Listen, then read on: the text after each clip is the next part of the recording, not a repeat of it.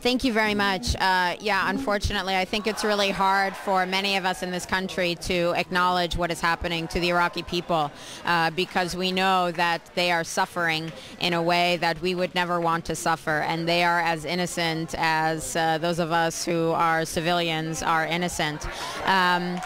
I think that protests like this have a purpose, but I think we do need to change up how we're doing things. It is a Saturday, and a lot of people can come out on a Saturday, but I think rather than having scattered demonstrations around the country, which are very important and good for solidarity and networking, we need to, we have the numbers and we have the energy to bring an end to this now.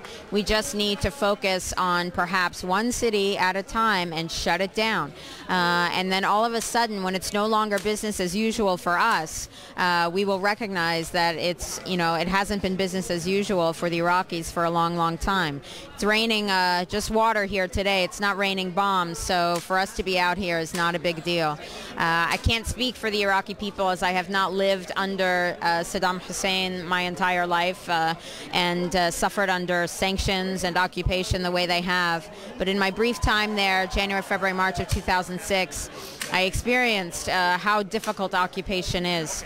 We liberated the Iraqi people from electricity. We liberated them from water. We liberated them from security. And I support the stand of Iraq Veterans Against the War for immediate unconditional withdrawal, take care of the troops when they get home. And the reality is that, as Aaron Watada said, an illegal war will stop when the soldiers choose to stop fighting it.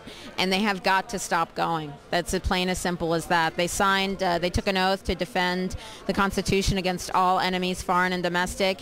And for heaven's sakes, our greatest enemies are sitting in Washington, D.C., and we call them the legislative, executive, and judicial branches. Enough is enough.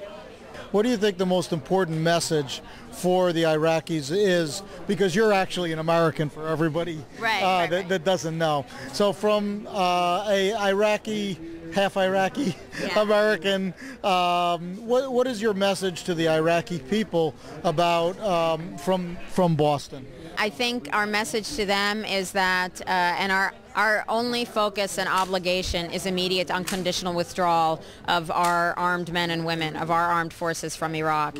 And we are working hard to get that done. But we have to also respect the fact that the reason that we are working hard for that is because the Iraqi people are struggling so hard to get us the hell out of there. It is only because the resistance has been successful. Unfortunately, the only thing that changes foreign policy for the United States is when American blood is shed. It was the same thing in Vietnam. It was the same thing in Somalia. It was the same thing in Lebanon. And unfortunately, it's the same thing today. We focus on Iraq. We don't talk about Haiti. We don't talk about the occupations of other parts of the world. We're talking about Iraq because that's where Americans are dying.